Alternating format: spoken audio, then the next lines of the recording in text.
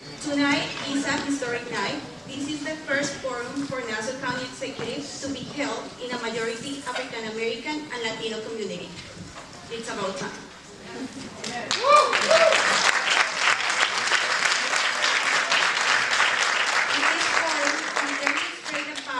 The democratic ideals of participation and the true meaning of representative government.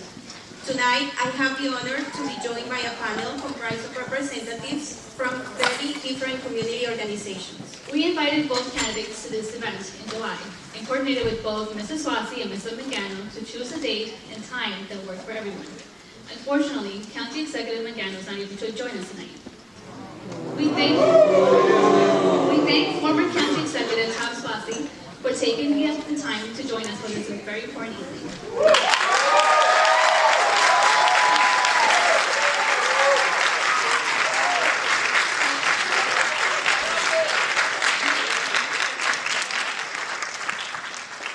Good evening.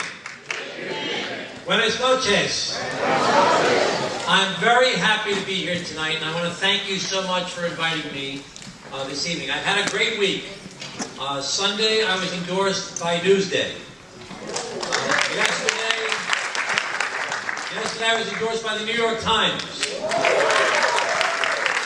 last night, President Bill Clinton came to endorse me and did a fundraiser for me. But really, the highlight of my week so far is to be here with you. So thank you so much for having me. I know that my opponent in this race, Ed Mangano, is not showing up for the debate tonight, but I don't want you to take it personally. It has nothing to do with you. It's got more to do with me than with you. He's refused to debate me before the League of Women Voters. He's refused to debate me before News 12. And now he's not here with us tonight. So don't take it personally. It's not about you. I'm very happy to be here to talk to you about the future of Nassau County. This is a great place. We love Long Island. This is where our homes are. This is where our families are. This is where many of us work and live. But we've got some very serious problems. Our property taxes are too high. Our young people are not moving back home. And in our communities of color, people that are paying high property taxes are not getting the same services as people in the rest of Nassau County. The most important things we need to do is address the point that I was making in my opening comments, which is to help children at young ages. When you look at test scores of children in wealthy school districts and in high-risk school districts, in third grade, they've all got pretty much the same test scores. But by 8th grade, the kids in the wealthier school district are advancing, and in the high-risk, lower-income school districts, their grades have fallen off the face of the earth. And the problem is that while they're spending about the same per student in each place, $25,000 per child on average, out here on Long Island, in each building there's only one guidance counselor, one social worker, one school psychologist. That's not enough to deal with the problems that we have in Hempstead, we have in Roosevelt, or in other school districts where children have so many needs. We need to take the existing social services that exist in Nassau County and bring them into the school districts to help children. When a teacher identifies a young person who was so bright and happy and wonderful when they started out, but now you see their grades dropping off, or they're getting in a fight, or they're falling asleep in class, or something's going on in their lives, we need to help those children at that young age before they end up failing in school, dropping out of school, and then ending up in the prison pipeline. But I have a Hispanidad. Thank you. That was thank you in Korean. I'm trying to do my language accents. So, it's not enough to just pass a law. There are a lot of laws that are passed that never get implemented and never get enforced.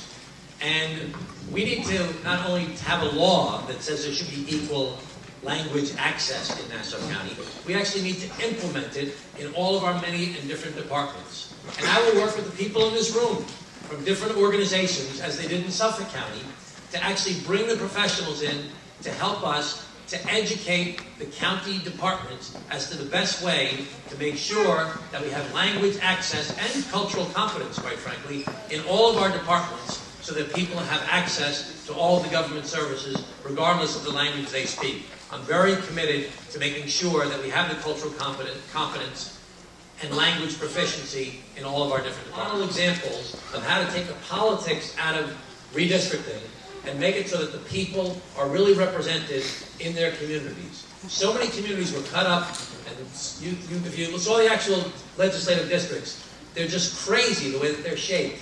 That run in long, thin lines across one part of the county and curve around, or just go around one particular person's house to either keep them in or put them out of a district.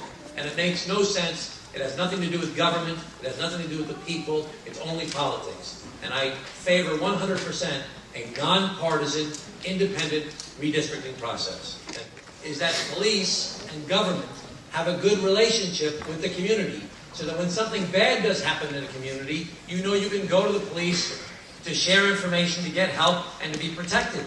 If you're afraid of the police, and you're afraid that they're going to hurt you or try and deport you, then you try and stay underground. And the only place you can go for protection is to a gang or to some sort of other illegal entity. When I was in office, I asked the federal government to do an investigation of ICE, and my police commissioner did it along with me, because we thought they were doing illegal raids to try and deport people. And we don't want to send that message to our community that our police are here to work with the immigration officials. They are not here for that purpose. We need to grow. Nassau County must grow. We have to preserve 95% of our land mass as the suburban community that we all love here, with single-family homes and parks and beaches and open spaces and the things we love about it here. But 5% of our land mass in our downtowns, we must go up.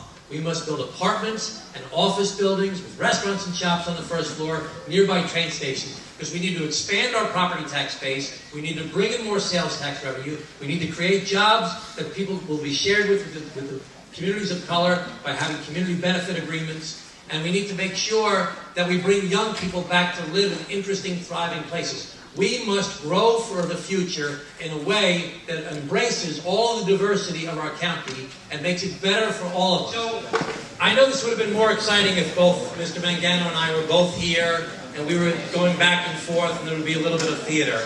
But I'm glad that you all showed up here tonight. There's over 200 people in the room tonight. That's an amazing accomplishment for the first time to have a debate like this, especially with other guys.